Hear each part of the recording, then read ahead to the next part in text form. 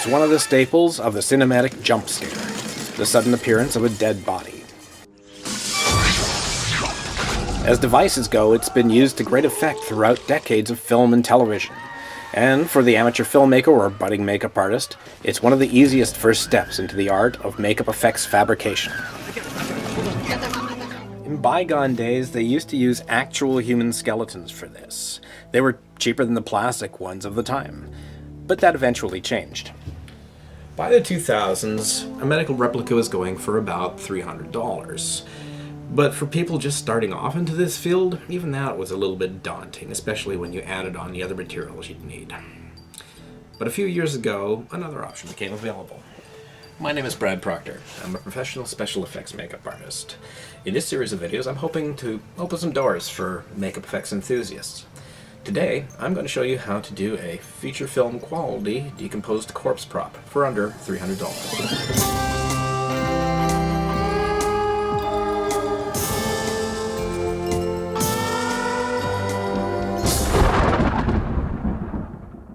Hello everyone and welcome to my tutorial on making prop corpses. We'll get into the building in a moment, but first, a little preamble.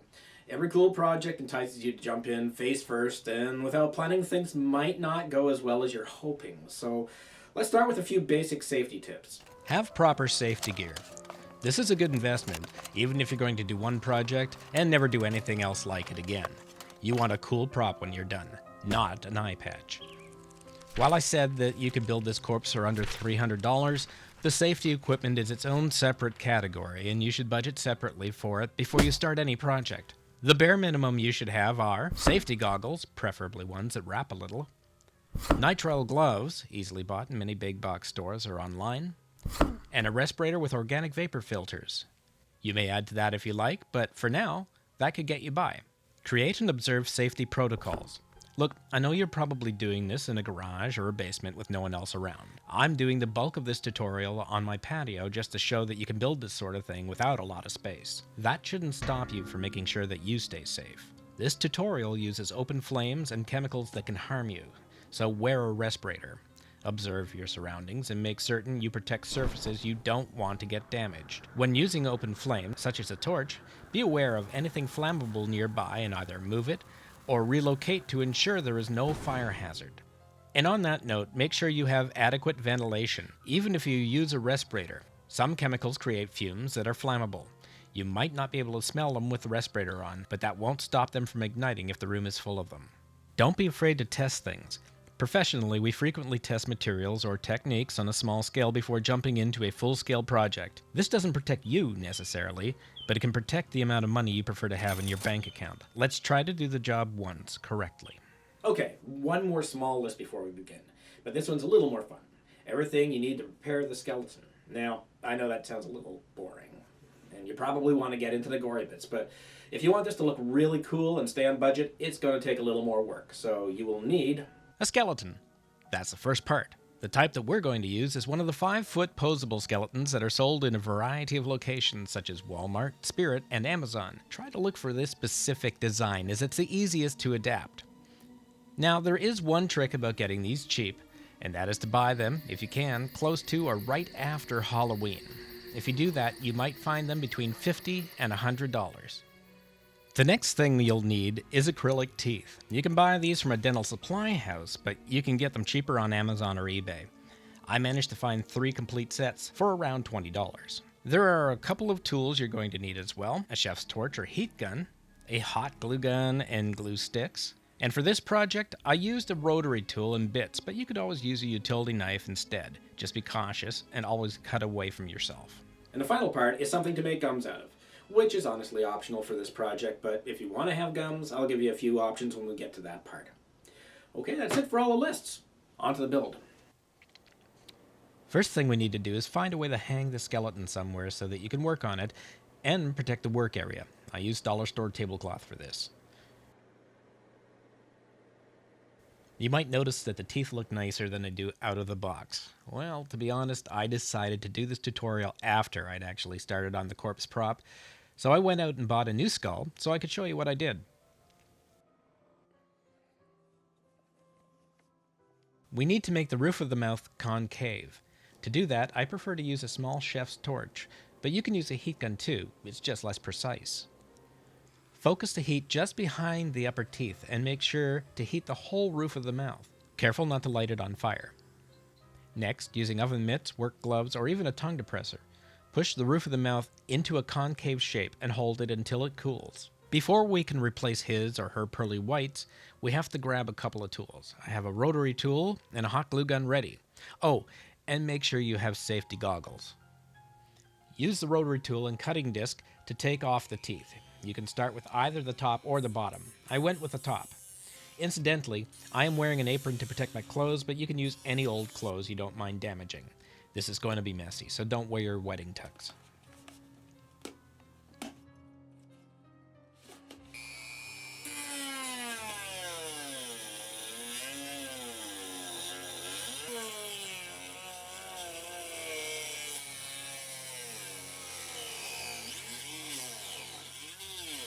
You can finish with a sanding drum to make the edge a little neater, or just use sandpaper.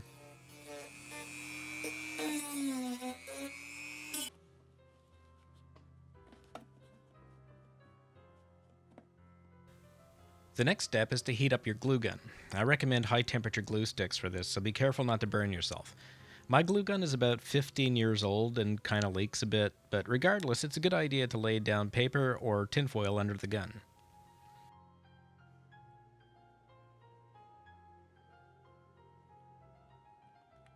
Time to break out the acrylic teeth. I used to make my own teeth, but these are just too easy and cheap to bother now. Each board of teeth has either front or back teeth, uppers or lowers. They are embedded in a sticky wax.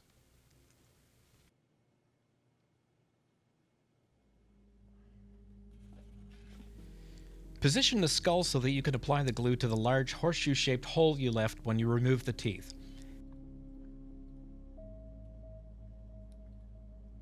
Add a little glue, and then squirt some out onto the paper or tinfoil. Using a popsicle stick or some other disposable applicator, scoop up some of the hot glue and apply it over the glue you just put down. We're essentially rebuilding the upper jaw, so it's easier to place the teeth. It doesn't need to be super neat. We'll be covering it up.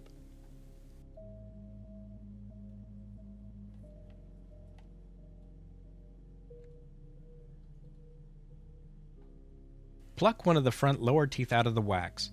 Make a note of where it is on the board, as that is the order it should be placed in the mouth. Do a small band of glue, maybe enough to place 4 teeth.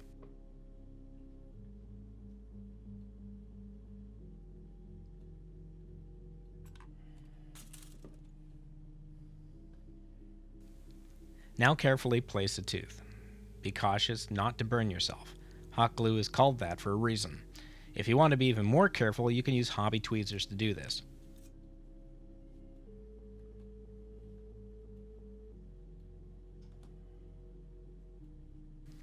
Keep going until you finish the bottoms, then move to the top teeth using the same method, working slowly and carefully. And remember, you're making a gross prop. You can certainly be neat with the teeth, but he doesn't have to look like he died right after cosmetic dental surgery. When you're done, put a bead of glue behind the teeth to help support them. Set the skull aside and let the glue cool. Okay, I'm going to show you a cheap way to make gums. These won't work for a fresher body, but it's fine for this. Get a bottle of white glue from a dollar store and a little flour or baby powder, either works. Have a little water standing by too.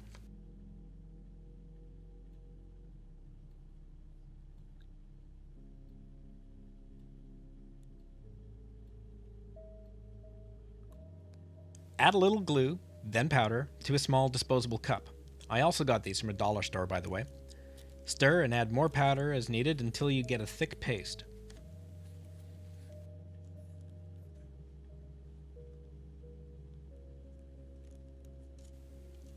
Apply this to the skull just above the teeth. It's okay if it's messy right now.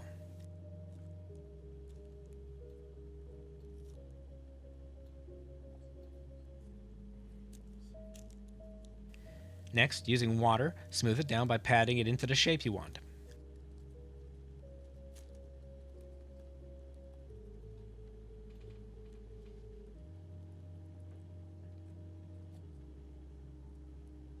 You can use a cotton swab and water to refine the shape and gum line.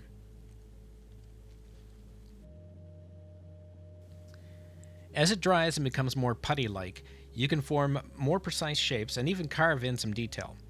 It'll form a skin which will help you make some nice organic shapes. You can speed this up with a hairdryer on cool. Don't use heat, or all those teeth you glued in with hot glue might fall out.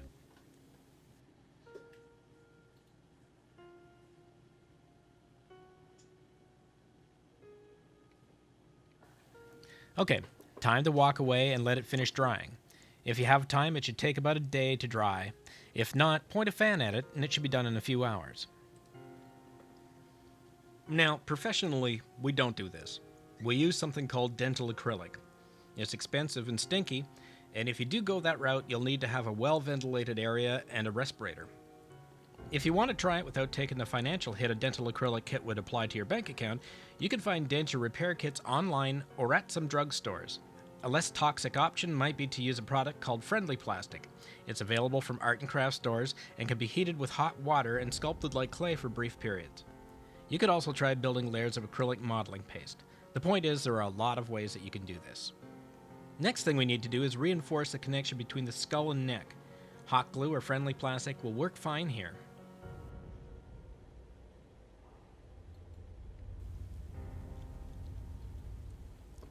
Our next part is to tackle the hands. They're too flat and rigid looking, and so we need to pose it more naturally.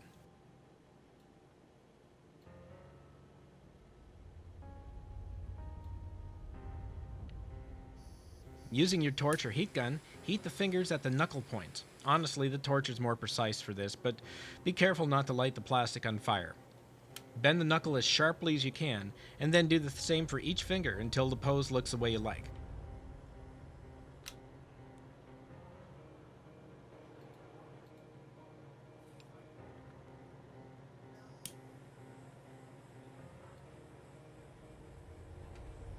Pay special attention to the thumb, as it should be bent below the palm of the hand.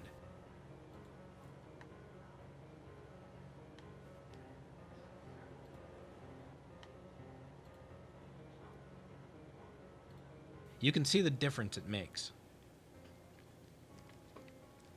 Last thing, in certain skeletons you might need to line up the ribs a little better. Just line each one at a time, and use hot glue to hold it. At this point, the skeleton is ready to go. This part may seem a little tedious, but it'll give you a much better final product.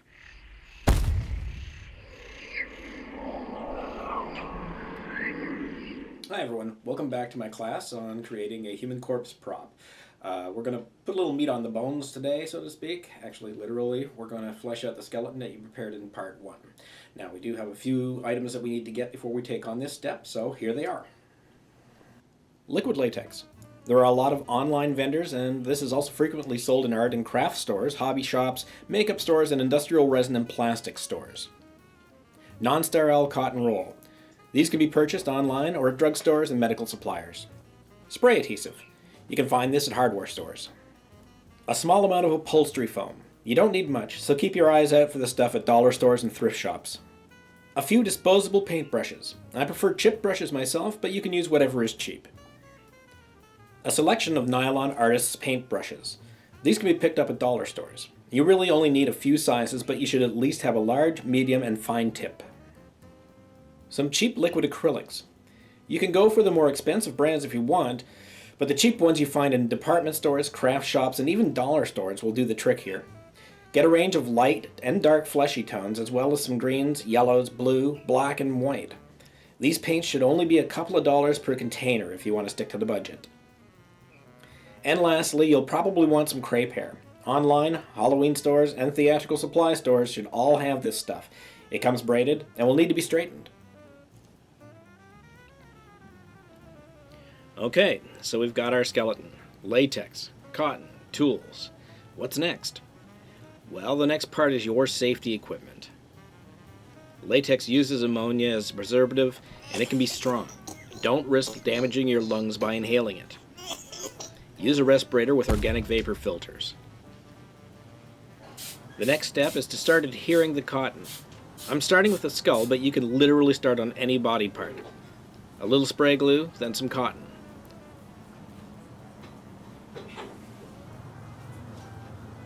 I'm just patting it on here because I want to create a thin surface for the forehead.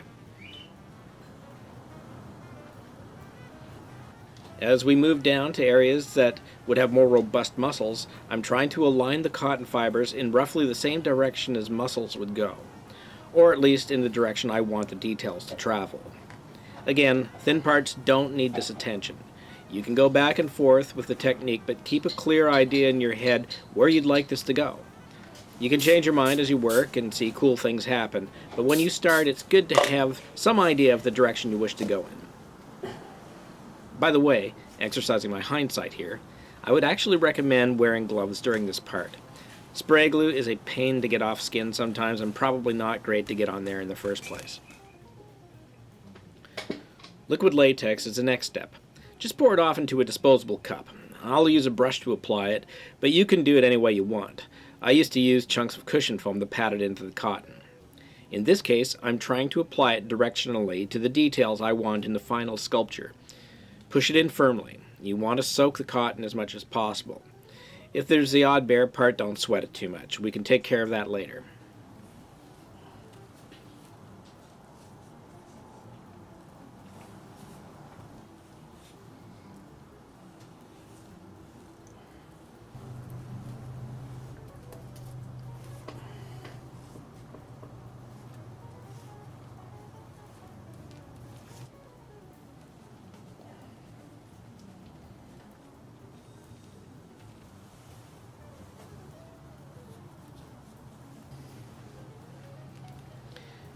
If you need to add more cotton, just use the latex as an adhesive and keep going.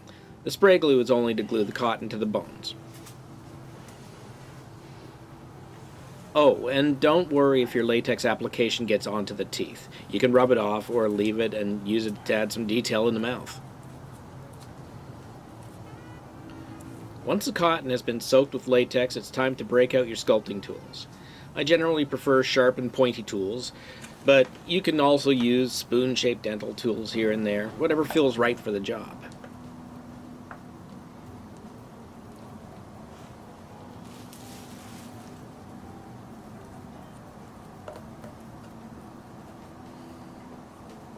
As you rough out the forms in the face, you will likely need to go back in with some fresh latex to wet down exposed cotton. You can also add more latex and cotton if you need more material. It's really up to you, whatever achieves the look you're going for.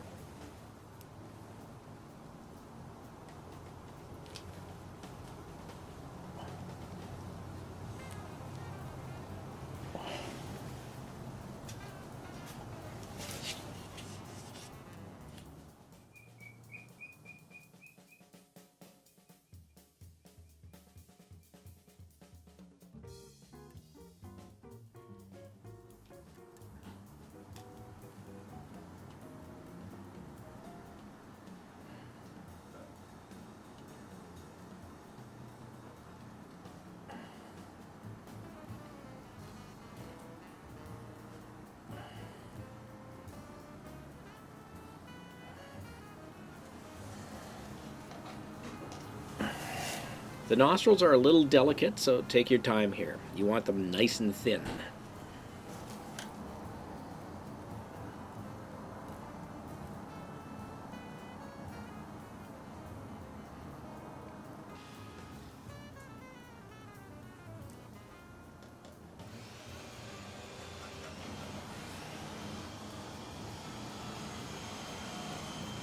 Now for the most delicate part. And you can skip this if it doesn't fit with your design, but I like to add something to indicate what's left of the eyelids. Use a lot of latex on your brush and try to go in gently.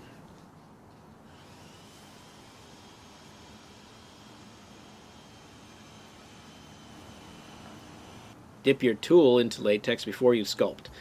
It'll help soak the cotton. Again, be very gentle with this part.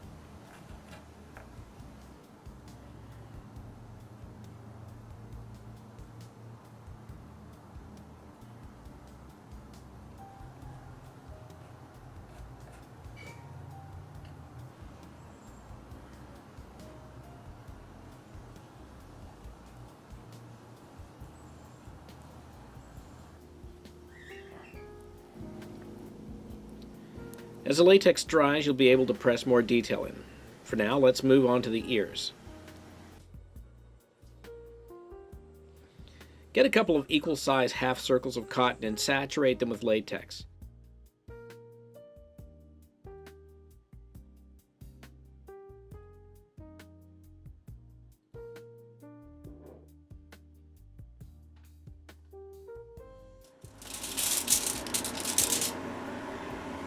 Now, I've let my skin dry a little before doing this, but you don't have to.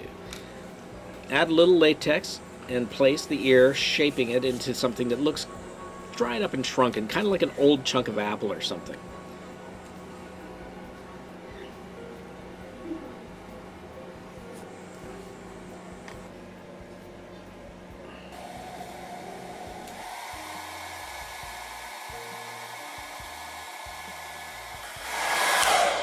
Dry it a little and you should be able to shape it a bit more by hand.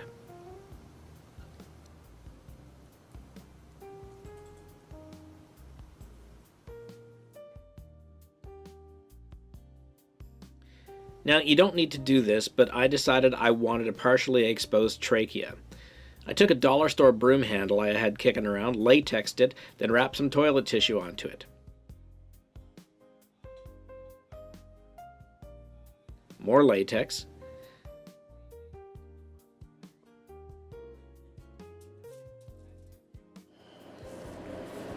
When it's fairly dry but maybe a little moist feeling, I powder it with baby powder. Roll it up carefully from the bottom to the top. It'll squish together an accordion a bit. That's what you want. Just make sure you powdered it well and that it isn't completely dry. Peel it off and straighten it out a bit, and you should have something that looks organic and nasty. Then we just glue it in place on the neck.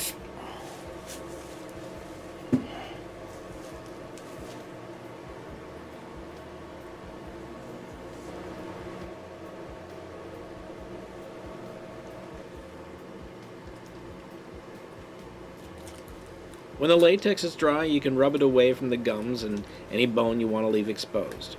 You can have little strings of it hanging there if you like. It adds some nice creepy detail.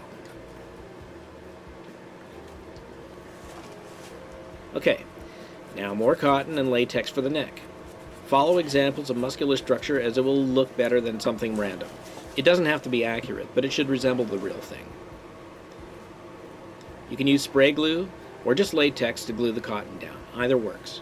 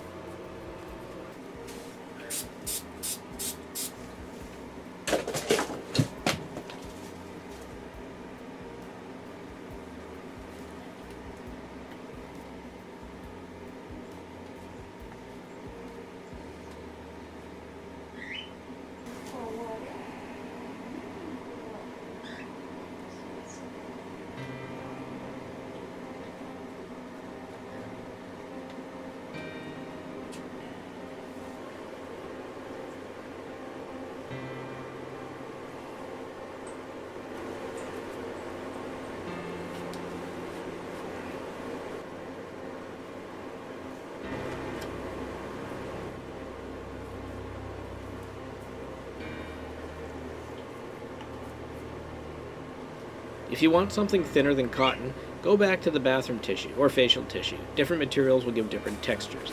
Don't be afraid to mix things around. If you don't like it, take it off before it has a chance to dry and try again.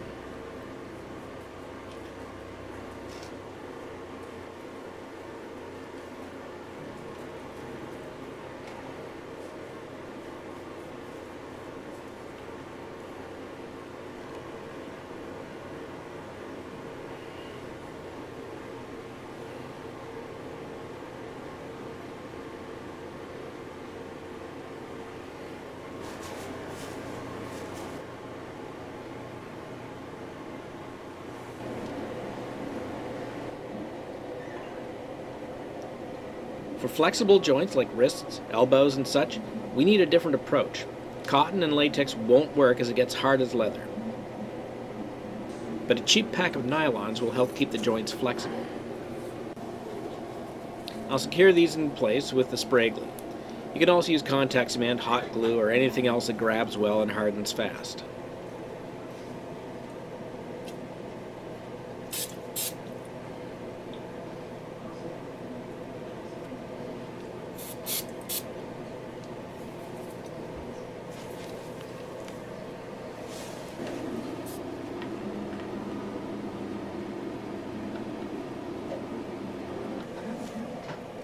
Now, brush latex onto the nylon, avoiding the area that needs to flex.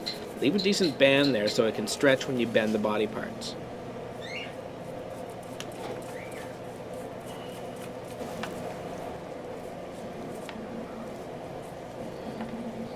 Carry the latex past the nylon onto the bones. Then it's business as usual, cotton and latex, sculpting, adding more material, whatever is needed.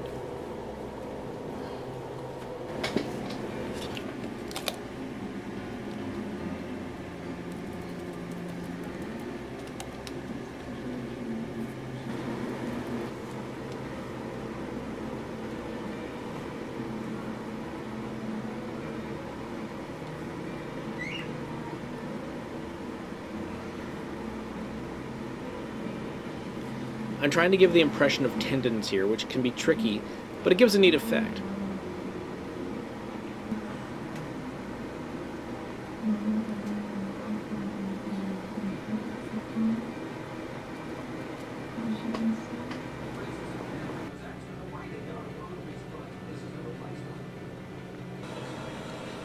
Now, something different for the other hand.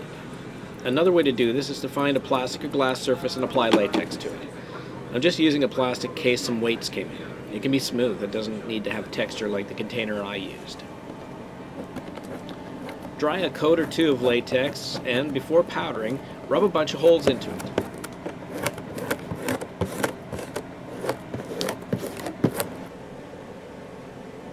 Then powder the latex and carefully, gently peel it up.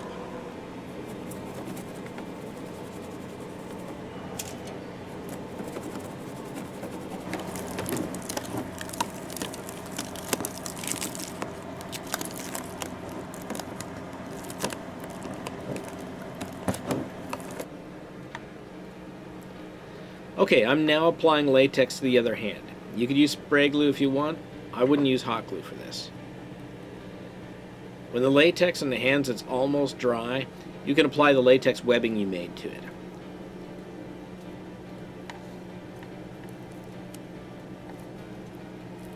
Once you have it where you want, give it another layer of liquid latex. You can put as many layers of the stringy stuff on as you'd like.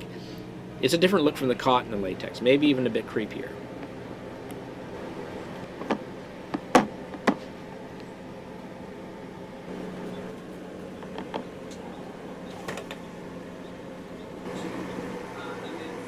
For the wrist, I decided to use latex instead of nylon. I rubbed holes in the first layer, then did another layer on top of that, then powder.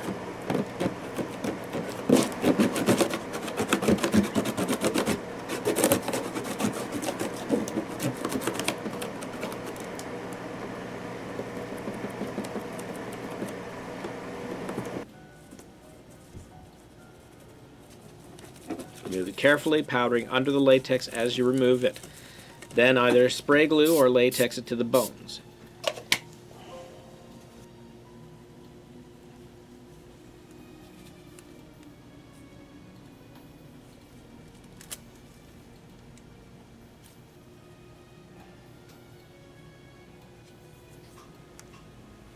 You can add a little cotton and latex to blend it all together, but remember to leave the wrist clear of cotton so it'll flex.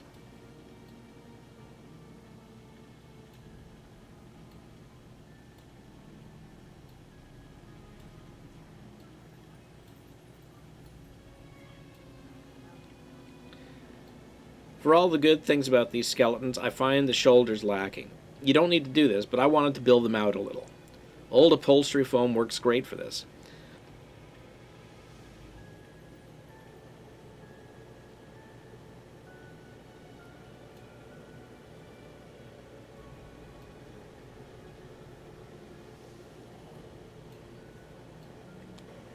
I'm wearing cut-resistant gloves, mainly because I enjoy having all my fingers. Blades can slip and gloves are cheap. By the way, if you do a lot of buildup with foam, you might want replacement blades. Upholstery foam can dull a knife shockingly fast.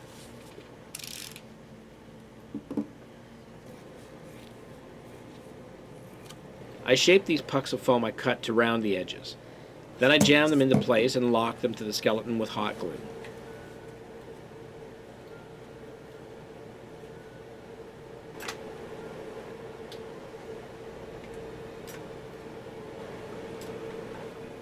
Okay, I've put nylon over the other flexible joints of the upper torso. You can leave the spine bare and work with it as is, or you can build out the gut a bit as though there's still some stuff in there.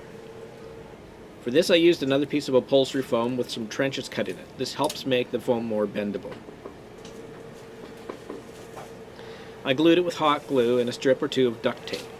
It's just there to take up space. You could just as easily use newspaper and tape. You'll never see the shape, so I didn't bother to refine it any further. Now comes more of the same. Latex, cotton, more latex. Shaping, exactly the same thing that you learned in the previous examples. It's a larger surface area, so don't be afraid to use larger pieces of cotton. You can leave some bare ribs, whatever makes it look cool and creepy.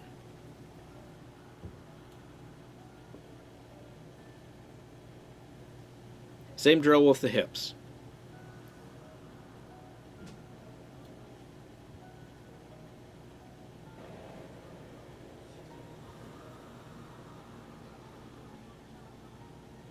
With the arms, remember to leave space for the flex points. You can be anatomical with this part if you like, but I decided to just wrap them with sheets of cotton.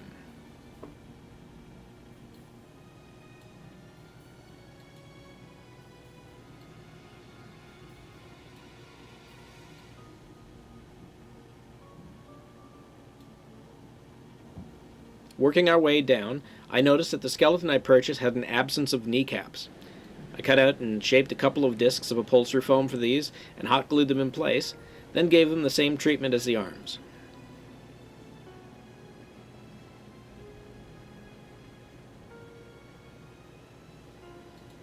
Okay, for painting I'm using cheap hobby acrylics. You can use whatever you want. I'll start by mixing a light base tone. I mixed a sort of pastel mustard color for mine, but you can use any color you wish.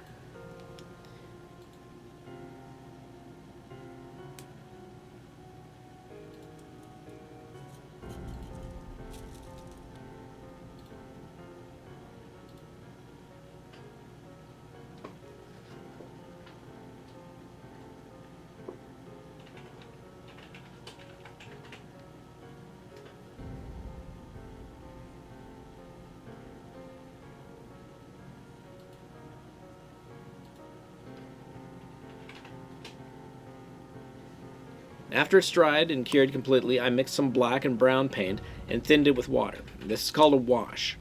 You want to paint over your base layer completely with it.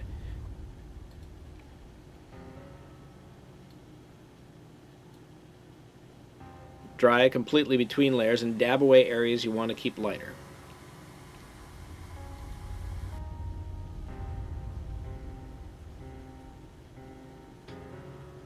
While you're waiting for this to dry, we need to prep hair.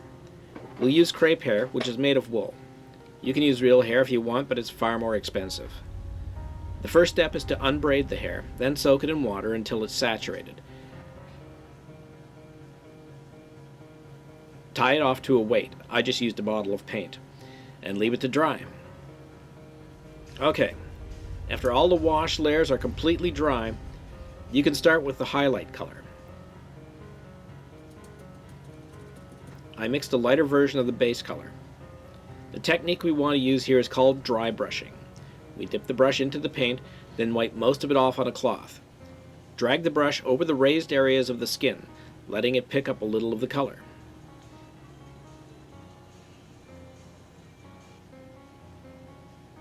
Continue over the whole course and, when dry, go back with the washes over the body, including the gums and teeth.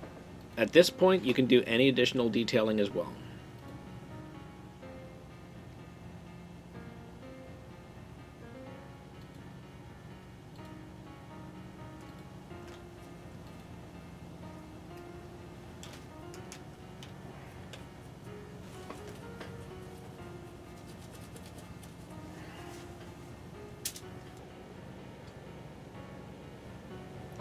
The next step is to add the hair. Let's take our straightened hair and pull off chunks. Get a few going at a time as you'll use them up fairly quickly. To glue it down, I'm using regular rubber cement, but you could just as easily use more liquid latex, contact cement, or some of the more expensive professional adhesives. I wouldn't use spray adhesive just because it'll probably get all over the hair.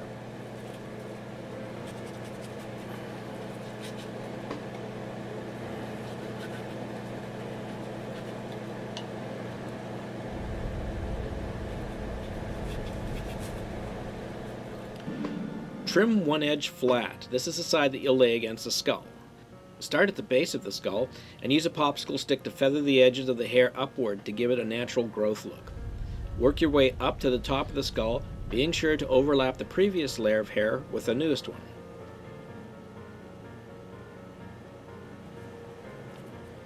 Do the hairline the same way, overlapping the stuff you've already laid down.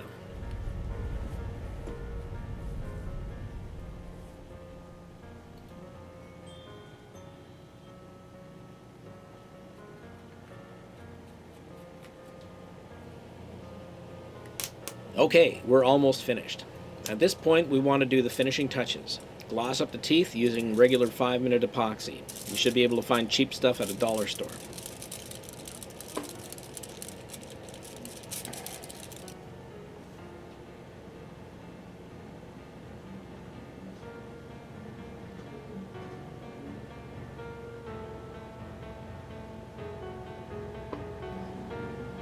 A step you don't need to do, but I chose to, is to paint the eye sockets and other deep areas with black.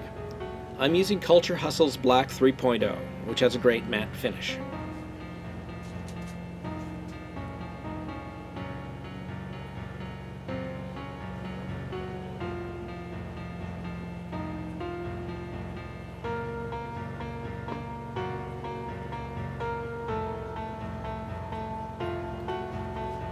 And that's it.